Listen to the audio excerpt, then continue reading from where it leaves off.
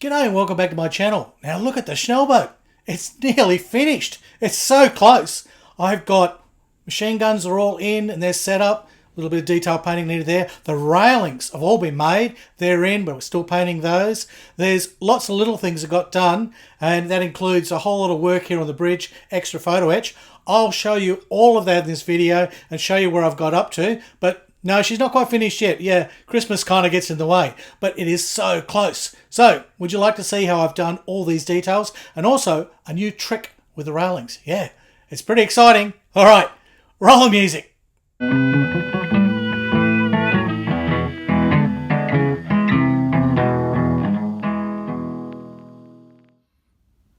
Now, one of the jobs that I had been putting off is these little plexiglass windows here which sit atop the bridge. Now the kit part that Revell gives you is just a piece of acetate, and basically they've marked that up in black. Cut it out, whack it on, you're away, which is easy enough, and it probably will look alright. But I've got this upgrade and I thought at least I'll try it, and if it's an all gold mess it doesn't matter, I've got the kit one to fall back on. So it doesn't look too hard, it's just fiddly. It's just fiddly. Each of the little windows has its own little frame which it folds over, and then that will then lock down and attach to, well, in their case they want it to attach to this part here that you've already done. But I haven't worried about cutting all that away. I didn't use the side wings, and I haven't used that. I've basically just gone with the plastic because I was happy enough with that. It was okay for my need. I didn't need to get that anal about it and worry that, oh no, it's 2 microns too thick. It still looks like a Schnellboot, and all intents and purposes, there's so much else going on, really, it's hardly worth worrying about. Plus, it's beyond my skill level to do it properly. Whenever I cut out sections, it's stress. When I put these little armoured windows on, if you watch that, I stuck them on top. I cut out underneath, because cutting that out and getting exact is beyond my wobbly hand level. But sticking those on there, you know, that's fine. It's armoured plating. It sits on there. It's got little rivets. It's fine. Okay, so what I need to do is sort of think this through. The folds go over and down, so there's no option of putting the little perspex in later on. They won't, you know, it folds down on them and locks them in. So if you want to paint the brass part, right, you'll have to do it now. If you're going to paint it afterwards, after you get the perspex in, well, you're going to have to mask all those up and all that. That's a huge job, dreadful. So what I need to do is work out painting them now. And I could paint them on the fret, but then when I cut them out and everything, I'm more likely going to damage them. So what I'll do is, I've got some tape here that I've put down. I've tucked it underneath, so to all intents and purposes, it's now double-sided tape. And what I'll do is I will cut these out in order, because once they're off here, you could get mixed up, and place them down in the order they need to be. All right, let me cut those out. We'll get some paint on them, and when that's dry, see if we can fold them up and get the perspex in.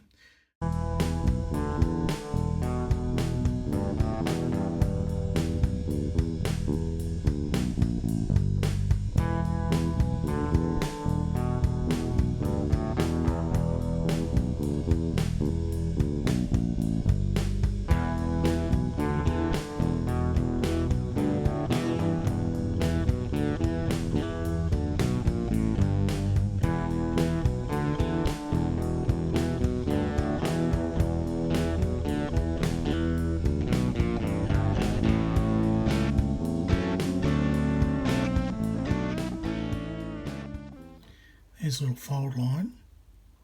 So what we're going to do is half fold these just a bit. Again, that'll be method in my madness.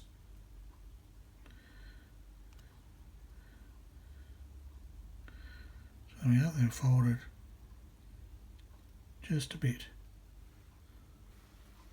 It took some trial and error, but I have got those on there, and I destroyed a few by not doing it the right way. The easiest way is fold these little guys almost in half, like leave just a little slot. Don't know if you can see, they're slightly open, see? Slightly open. So you better put the perspex in later, and then you can easily put them into the inside of that little bridge valance there, and they'll glue in and nicely. But some of them I got a little sort of carried away with sort of folding and oh look, you know, this is really about a 9.5 my fiddlyometer, getting too hard for me. So the easiest way that I found is fold them partially, cement them on, which is fairly easy to do if you just go direct to the plastic. I should be able to then paint that, slide in my little acetate windows, and then clamp those down with a bit of white glue.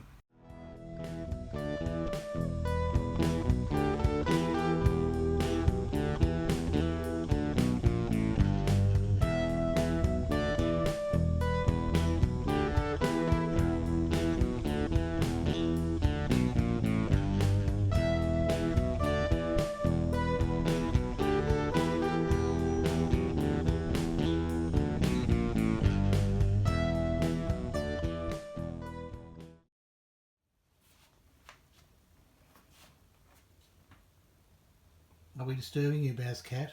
We're just trying to make a video here. Is the problem? No? No? You're doing a super cat pose. I am super cat, faster than the other cats, able to leap tall fish tins in a single bound.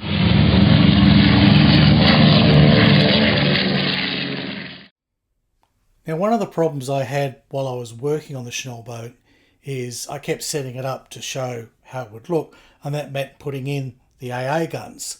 But the bases that are provided on them are quite flimsy, and with all the extra photo etch in the metal barrels, they kept falling over, and every time they fell over, something broke off and I had to repair them again. So I got absolutely fed up with this, and I came up with a much better idea.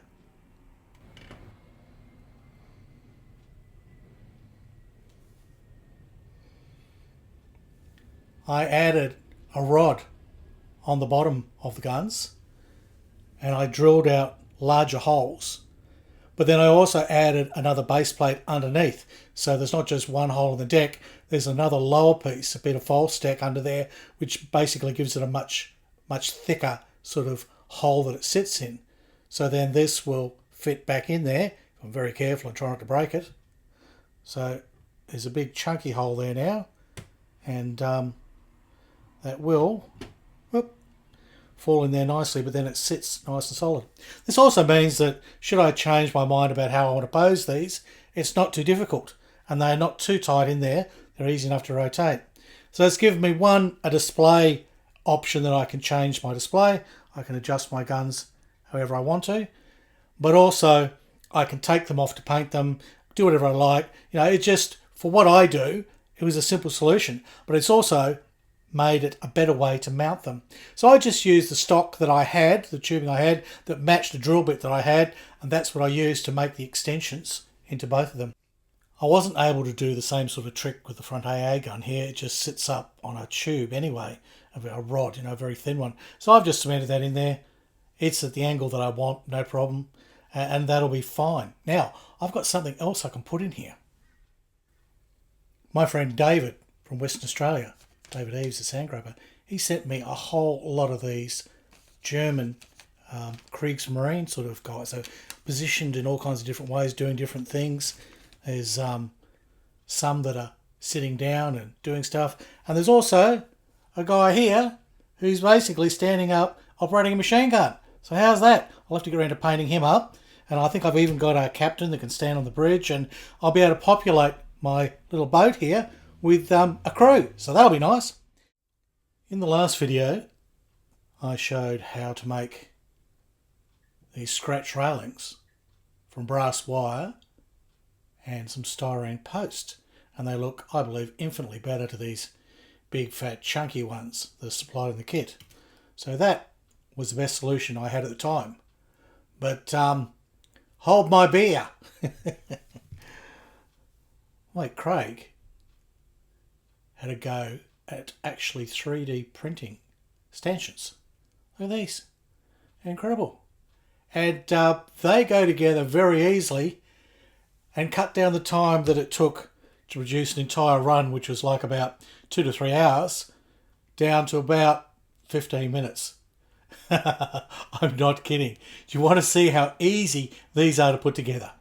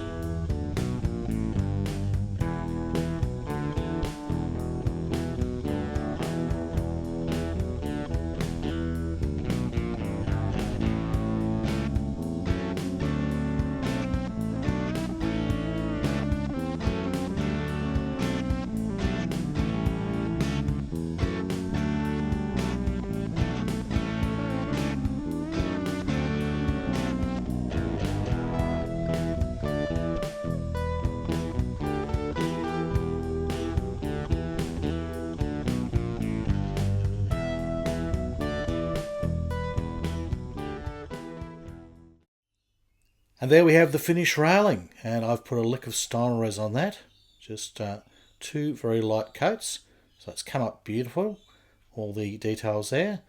And when you put it in, it looks fantastic. Now I've just dry fit that in there, there's no glue yet, and that is sitting in there because the bottom of the stanchions that Craig made me have little feet, and they're 0.8 of a millimetre. The rods are 1 millimetre, so the little feet are 0.8 of a millimetre. I simply just drilled holes and clicked my railings in. It was as easy as that. And if you compare it to, that's the kit part which I painted so that you're comparing exactly the same thing. I mean, yeah, big difference. Big difference. So there you go. Now I've yet to put all the little triangular feet on there. They actually have them in 2 directions. 1 foot will be going forward here, and then 1 foot points midship, so I've got to do that.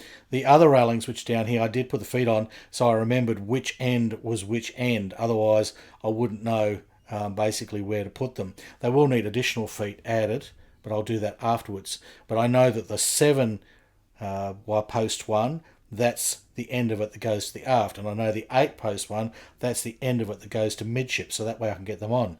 Now with the ones I did before, they would need a 1 millimetre hole. The Revell part already had a little round bottom, which is how it attached, which really wouldn't have been very, very successful. It wouldn't have locked in, but you know, it would have done the job, I suppose.